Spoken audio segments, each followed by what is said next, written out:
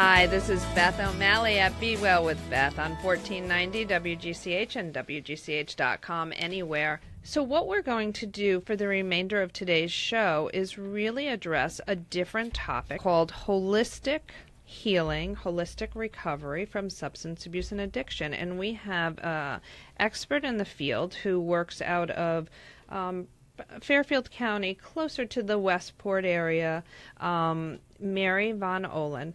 Mary is a recovery coach, and her work is not just clinical, but also really, truly looking at the whole body and a holistic approach to recovery, which on this show previously I will allude to. There's this way of working in terms of psychotherapy, but also body work and yoga and meditation and lots of other things. When someone seeks new recovery, it's really important to have a support system in place. And so many people in new recovery have people in their lives who are pretty darn angry at them because of their behaviors from their substance abuse or alcoholism. And so when you're entering recovery, some change needs to be made in your whole circle, in terms of your family, your friends, and a lot of caring and loving and forgiveness needs to go on. And that can take time depending on what has happened through the addiction and how late into the stages of addiction one is. Mary can come in as a recovery coach and help support change and affect change within the entire system, not just with the individual who is suffering from substance abuse. Mary, what I want to start with is just real basic. How did you come into this unique field of work? It's a great question. And first of all, Beth, thank you for having me. Sure. It's a pleasure to be here. It's been an evolution over time. My passion for connecting people to holistic resources, meaning like from the natural health fields, began at a young age, and it was really through my own experiences. I was fortunate to have an older brother who was studying clinical nutrition and utilized applied kinesiology and different types of techniques, and really led me to see how it's important to look at the root cause of things, not just treat symptoms and address symptoms. In my own life, I didn't have anything major going on at the time in terms of physical health problems that I was aware of, except for allergies. And what was interesting is my brother was able to refer me to a chiropractor who healed my allergies, which... Is that right? Absolutely. So allergies can be biochemical. There can be a neurological cause. There can be pressure on the nervous system. The chiropractors are, trained to relieve. Oh, wow. So, yeah, I was allergic to cats, and people who know me, a little bit of a crazy cat lady. As a teenager, waking up with puffy eyes, you're really desperate to seek a solution. And like that, it went away, and I was a believer. And then from that point on, I found myself naturally articulating the benefits of holistic types of things like that to others. Mm-hmm. Then later on, in my professional life, I started on the psychology and counseling kind of track. And then in my personal life, I intersected with recovery and discovering sobriety for myself, and there's many paths to recovery. Right, there are. Right? Like Beth, where we met, actually, was at that Celebrate Recovery luncheon. Yeah, remember? With Tommy Rosen. Yes, which was a perfect speaker for me. Yeah. He was speaking my language, I told him afterwards, Yeah. Because Tommy Rosen started this amazing online program. It's a conference, actually, that he does annually. It's very popular. I think it starts in a couple days, actually, Recovery 2.0. And Tommy's whole, approach is about encouraging people to utilize whatever works in terms of addiction recovery. So his approach is whether you're utilizing a 12-step program as a foundation, and there's not just the traditional ones. There's refuge recovery based more on Buddhist principles, smart recovery, that takes some of the kind of higher power God talk that some people are resistant to out of the scenario, and many others. But Tommy had kind of an eclectic approach, I think, to his own recovery process, as did I. And so he was led to, encourage people in that way. He had a really interesting message being from California. I felt like the holistic approach is so strong in California.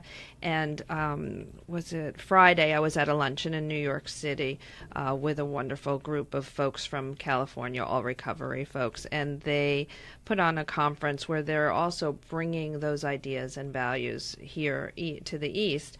And it really is a little bit newer for us here on the East Coast. Isn't that interesting? Yeah. Yeah. Sometimes it takes a little bit longer. Right. It's funny because in the broader picture in the other area that I work in. So I'm a recovery coach, but I call myself a holistic recovery coach because that's where I bring in my background as in energy healing, alternative types of, health approaches. And as a sidebar, I actually dislike the term alternative health, because it's my personal philosophy. I've always thought it just makes common sense. Shouldn't a natural approach come first? And when those, don't work or are inappropriate in certain scenarios, then we should turn to the conventional, drugs and surgery should be the alternative in a perfect world. Yes, exactly. Right. I love that. But again, whatever works. Right.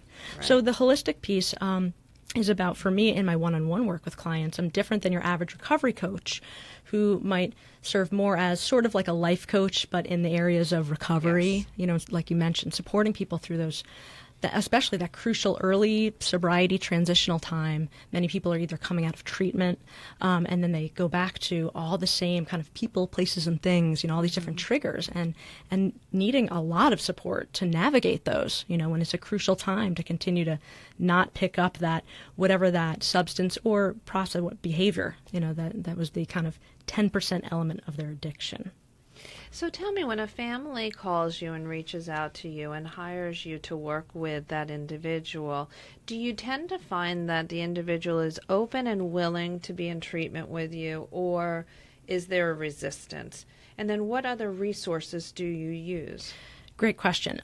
First of all, technically, I don't even use the term treatment with me since I'm not, I'm not coming from a clinical license background. Right. So I do, refer and work closely with other, licensed professionals in the clinical arena of psychotherapy. But usually, most of my clients who seek me out, I tend to attract clients who are ready to kind of break through whatever barrier they're going through. They are open and willing to basically try whatever will help to get over whatever the next hurdle is for them, or an obstacle or a transition they're going through. Right. The thing is about recovery, recovery isn't just about addiction recovery, right? I mean, I believe you can recover from anything given the right, resources and support. Again, support being so crucial with addiction recovery, right? Because one element of that, illness is spiritual in nature, it's mental, it's physical, it's emotional, but the isolation kind of component, Right. So getting back to your question about are people willing, usually. I do have cases where I've had a family member really urge me, will you please meet with this person? And, I'm sure you experience it in your private practice. Sometimes people aren't quite there yet. So then coming from more of the energy healing practitioner in me, I help them to increase their awareness, in whatever capacity I'm working with people. I'm always looking to see how I can bring their awareness to what might be hindering them and in what area, in that holistic realm. Is it something holding them back emotionally? Is there something going on physically that really has an emotional component behind it? What's going on energetically? Right. Considering all those elements and then helping them. Because really, if something's subconscious, you really can't work on it until you bring it into consciousness, right? That's where the awareness piece comes in. Yeah. What I want to do is, just before we go any further, break down we're really talking about three distinct roles, and we've mentioned two. We haven't really mentioned the third. So there's a psychotherapist who does the counseling, someone like myself, an LCSW, a PhD, and LPC. Then there are interventionists. Many interventionists are recovery coaches as well, but not always. And an interventionist is someone who will go in and help a family address and do a true intervention on someone who is still suffering in some way. And it could be with mental health, or it could be with substance abuse. I'm seeing more and more interventions done with folks with mental illness as well. Then, once some treatment has taken place, in terms of going forward, it's very helpful and supportive, sometimes after rehab, sometimes without rehab, to have a recovery coach in place. And a holistic recovery coach, or a recovery coach, is someone who supports the identified patient, the person who's seeking treatment, as well as the family system in the process of getting sober for a period of time. What's the shortest period of time and the longest that you've worked with someone? That's a great question. I mean, the shortest period might be just a few sessions in helping someone to identify what's the next step, right? Where they've been stuck, and then kind of have that aha moment, yes, maybe I really do need to see a therapist. Sometimes they might start with me, or it could be on the flip side. I've had therapists refer clients to me who have been out of treatment briefly, are back in there, integrating into their regular professional lives, and are resistant to certain aspects of, let's say, 12-step recovery programs that the therapist recommends, but because of the client's individual,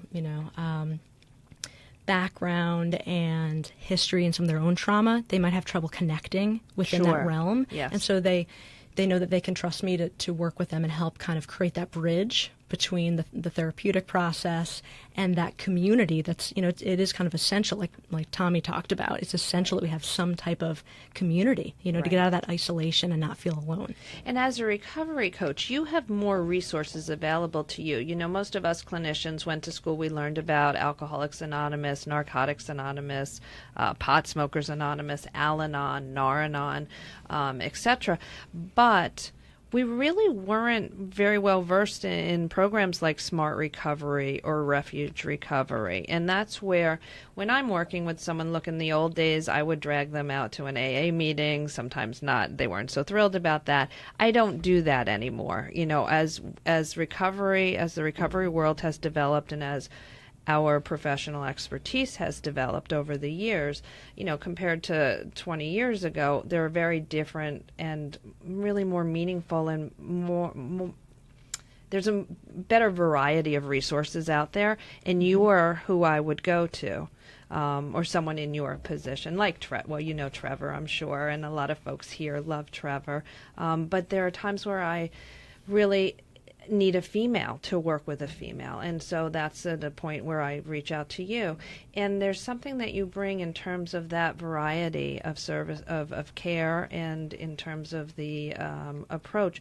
Can you speak to some of the other programs outside of the 12 steps that are available, just so our listeners have an idea of what those are in terms of SMART and Refuge? Sure. Well, I'm certainly not an expert on all those, but sure, offering them as alternatives to some of the more traditional ones. Refuge Recovery, the traditional 12-step groups came out of, Alcoholics Anonymous was the first one, and that actually stemmed from, I believe the history behind it came kind of out of some principles from a small group called the Oxford Group. So it was very Christian-oriented in terms of even the languaging and, the concepts, and which some people today still, because of, the literature was written back in the 30s, and, it's kind of like, if it's not broke, don't fix it. It's been a huge movement and very successful in many facets, but people won't change the language of it. So some people come in, I'm sure if you drag people into a meeting, you may have had that experience. It's like, well, what's all this God stuff? Yes. Yes. Because everyone has their own conception of what that word means, and it might trigger different things for different people.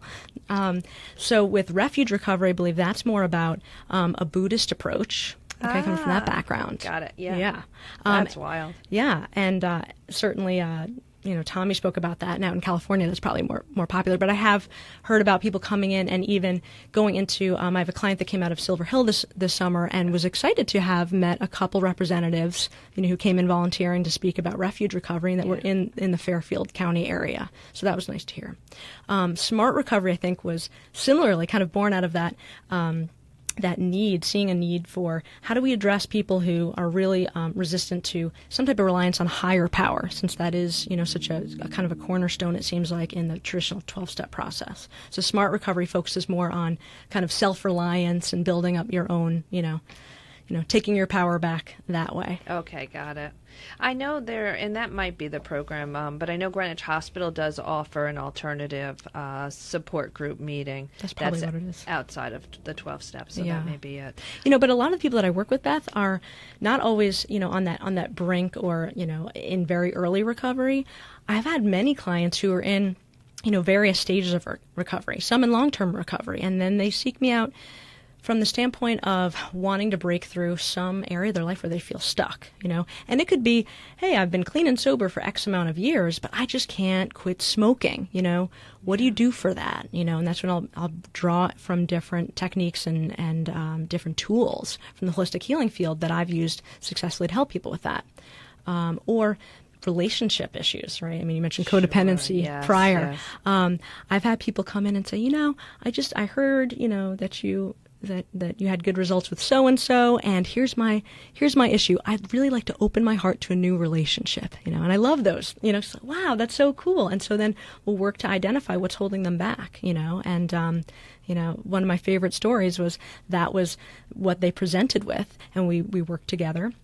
And within a year, I was invited to that client's wedding, and she was starting the next chapter of her life, her children were grown. Yeah, so I love that. So people, certainly meet with all sorts of obstacles and challenges throughout the recovery process, where they can address those given whatever foundation, they use to put down the substance or the behavior. But then so many other things come up, and I'm just a big fan of, in my own process, I've always utilized all sorts of whatever's out there to accelerate it. I believe if there's an easier way to get there, let's do it, right? Right. So when I've gone through grief and things like that, I've drawn from techniques to really move through that more fully so that I don't have to, struggle as much. And I want that for everyone.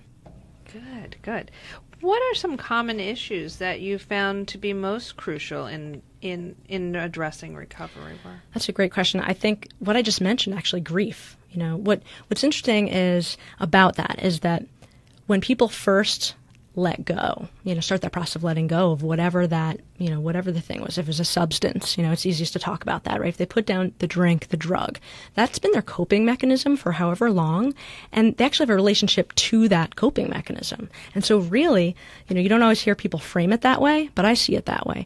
In fact, I think early on in my own journey, I read a book by Caroline Knapp, who is a writer out of Boston. I think she's since passed, but she spoke a lot. Her story was called Drinking, a Love Story. Yeah. Well, that's exactly what it is. Right. So she talked about, this is my best friend, but it's really like a toxic relationship, turns worse enemy, and, it's like that codependent relationship. Right. And that's where the partner or spouse says, there's no room for me in this relationship because you're in a relationship with that bottle. Exactly. So, so sometimes when people meet, some type of tragedy, like I did in my own, recovery, where a sudden loss, something unexpected, and you have to learn how to walk through that and to not rely, you don't want to go back to those old unhealthy coping mechanisms, right?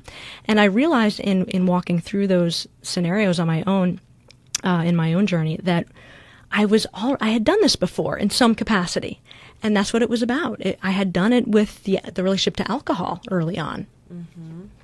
And so it's like, okay, I can do this. It's a different process. It's the same process, but, obviously there's more layers to it when you lose your mother or, someone close. Well, so that brings up an interesting question. Do you see any similarities in terms of what brings your client to hitting bottom? Because oftentimes, folks will come to me and are worried about a family member, and I'll say, yeah, I don't know that they've reached their bottom yet. And just because you've reached your bottom as their partner doesn't mean that they've hit bottom. Absolutely. Hitting bottom is so crucial, right? Here's where that comes into play that's different today than in the first years of, we talked about that literature that was written in the 30s.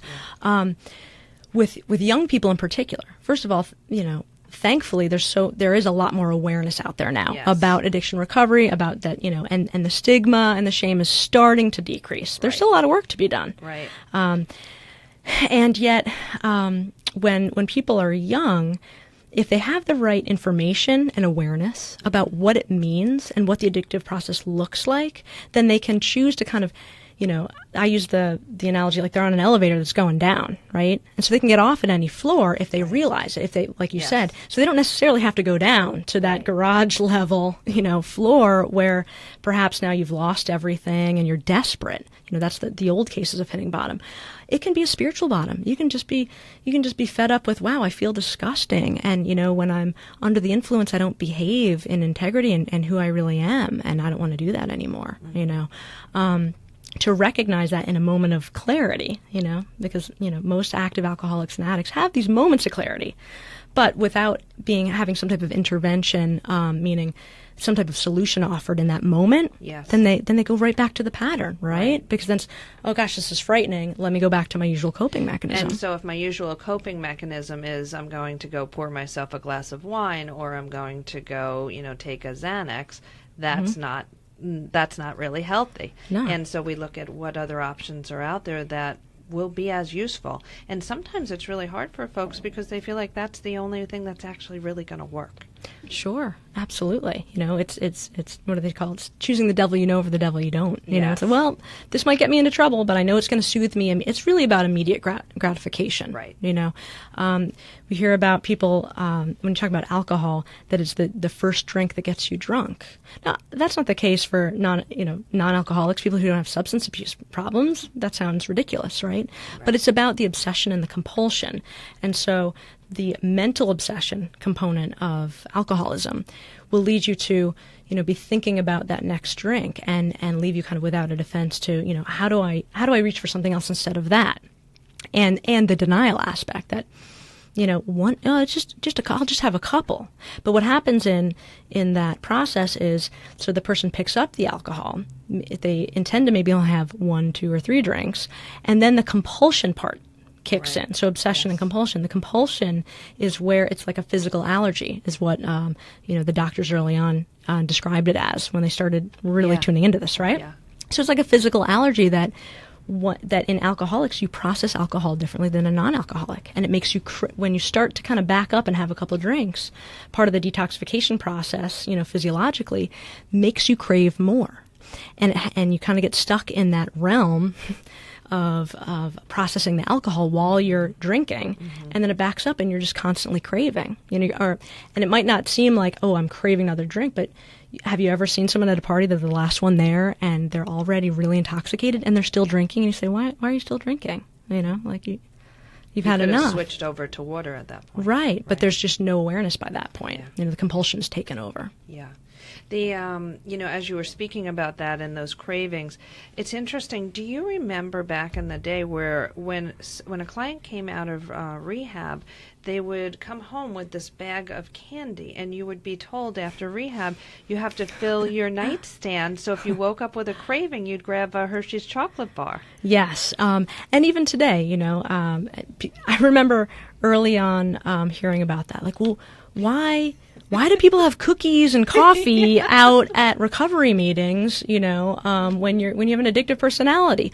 Well, early on, the thing is that alcohol affects, that the binge drinking or the daily drinking or whatever type of, alcoholic process you have going on affects your blood sugar. It affects our, affects our metabolism, all of it. And so in the beginning, it's like, well, it's better to have, if you're going to binge on Ben and Jerry's, that's better than getting drunk, right? Right. And so that's where that came from. And that's where early on in my own process, I was so grateful to have access to, nutritionists and say, hey, can you, get my blood levels checked, look at, my vitamin deficiencies.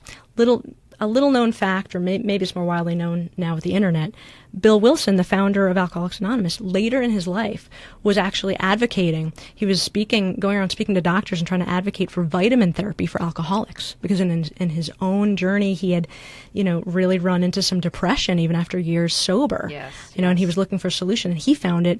I think he worked closely with Dr. Abram Hoffer, who was big in the vitamin therapy world back then, and the B vitamins in particular they found is a common deficiency. Yes. Yep. And now even in many rehabs, they'll actually in detox units they will make that as part of the regimen.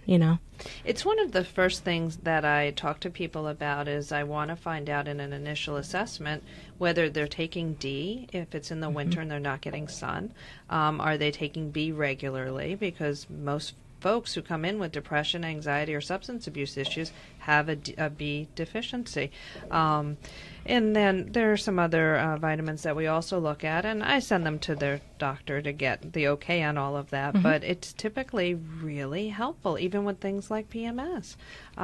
So what we're going to do is speak a little bit more when we come back, but we're going to go into a quick break. This is Beth O'Malley at Be Well with Beth on 1490 WGCH. Remainder of the show, we are visiting with Mary von Ohlen, and that's the German pronunciation. Mary you actually have several credentials, so let's talk a little bit about that. We launched right into holistic recovery coaching, but you are an energy practitioner. You really are a life coach as well. You're an EFT, and I'm going to ask you in a moment just to speak about that. Mm-hmm. But you don't only work with recovery from substance abuse and addiction, and one of the reasons that I so much like working with you as an asset to the process that my clients might be undergoing is that you're really good with working with individuals going through different transitions in their life and grief and loss. Can you explain to our listeners what EFT means? Sure. EFT stands for Emotional Freedom Technique. Sometimes people will say, I've never heard of that, and then I start to explain it, and they say, oh, that tapping thing. Because Emotional Freedom Technique involves, it was a blend of ancient Chinese healing, from traditional Chinese medicine, which, in which 5,000 years ago, they accurately, as it turns out, mapped the body and the energy pathways that run that the body essentially runs on energy and communicates via energy and has organ systems. So in other words, we don't just have a liver as an organ, we have a liver channel where there's a whole meridian of where the energy runs through the whole body. And it's affiliated with different functions. So in EFT, they combined that knowledge and being able to, like in acupuncture with needles, they stimulate specific points on the meridians to affect different changes in the body and get the energy flowing. With EFT, no needles, it's self-applied, and you gently tap on different points in the body, like acupressure, but they call it like emotional acupressure, because that's where contemporary psychology comes in, and they blended that. And so you're actually processing, it's a mind-body technique, where like with EMDR, which you're probably familiar with. I was just going to say, similar to EMDR, except that you can do this at home. Exactly. That's what I like about it. It's more accessible, and you can use it in different phases. So you can use it for self-care as a novice, just for general stress management, and when, if you get overwhelmed with anger or sadness and just kind of tapping through that, or even, a stomach ache or a headache sometimes has an emotional component to it, a mind-body component to it. But you can also delve in deeper with a qualified professional and utilize EFT to, and here's where addiction recovery comes in, they can use it to address trauma, right. And there's a lot that went on post the tragedy in Sandy Hook, bringing a lot of people to and I was part of that, being a recipient of training, how to use EFT for trauma, on a community level. I believe, and correct me if I'm wrong, that EFT was first used with our veterans, and they did quite an extensive amount of research with doing, it's a tapping technique where you're also speaking at the same time some key phrases that you've created with your practitioner. And with that, they did tests where they did just the tapping, just the phrases, and then the two combined. And the two combined, the results were off the charts in terms of decreasing the trauma. I've used it a little bit. I'm not a certified EFT expert. I have folks that I would send for that. But when someone comes in with a little something, I've given them, the whole outline of how to do this at home. And I really, for Facebook Live, it's this kind of a thing. Yeah, you gently tap. Yeah. And so that's, it's been really effective. And people come back after doing it for 1 week and say, Beth, I'm able to talk about this topic that before I couldn't mention, and without tears pouring down my face. And it's unbelievable. It is. It's incredible. Yeah. It's a phenomenal technique. I've used it. That's my go-to tool, I think, more than anything else, because, you could be stuck in traffic and tap on your own. And then in more serious scenarios, like we mentioned, grief, loss, all these different, old trauma. You can really reprocess things, just like with EMDR, with a qualified professional. It's phenomenal. You mentioned the research as well. I just wanted to touch on that a little bit, that EFT is part of energy psychology, which is a growing field. And it also includes TFT, which is a more complicated version that EFT was derived out of. And they have done quite a bit of research, and it's growing and growing. So enough that they've been able to do meta-analysis, which means there's a large body of research, not just with veterans, but with all, a whole host of different issues. It's pretty exciting. One of the things, just to give you an example, they studied people using EFT for 1 hour, 1 hour session, and measuring their cortisol levels before and after, versus a control group and talk therapy alone. And only the EFT group had had any change in cortisol, much less a significant decrease. And that's, for listeners who don't know much about the body, cortisol is one of the stress hormones that when we're in fight and flight, our body's pumping out extra. So it's healthy to be able to manage that on your own. It's exciting. That's wonderful news. I hadn't heard that piece of research. That's great. One resource for people who are listening, who are interested, or who are research and psychology geeks like you and I, perhaps. ACEP is one organization that puts out a lot of the research and organizes it for you. It's ACEP. I think Association for Comprehensive Energy Psychology .org, and also AMET, A-A-M-E-T, Advanced Association for Meridian Energy Techniques. Those are great resources for practitioners and for individuals interested in looking at the research. And is the AAMET, is that .org? .org as well. All right, good. Yeah, that's the largest EFT international organization. So they've really standardized trainings and ethics for professionals worldwide. So when you're working with individuals, I have traditionally thought of you for my adults, but do you also work with teens? Yes, actually, that's one of the areas that I'm most excited about, because sometimes when I'm working with teenagers, I feel like I'm able to share resources that I didn't have when I was that age, and I can relate. And I know that for my own process, in hindsight, had I had resources like that, who knows, what types of calamities I could have avoided, right, exactly. And just struggled less. So, and the teens tend to be relatively open as well. And so with teenagers, the cool thing is that it's really about building resiliency. And if you can affect them before that addictive process really maybe takes hold. Yes, exactly. So I have people who refer teens who are just starting to experiment, with underage drinking, and they're concerned about it. So also, I'll just mention that I work with a lot of college age as well, and we work at a distance, which is great. I can meet them in their home and then on the web. All right, good. We will get all of your information up on the Facebook page, Be Well with Beth. Thank you so much for joining us. This is Beth O'Malley on Be Well with Beth at 1490 WGCH and WGCH.com, anywhere.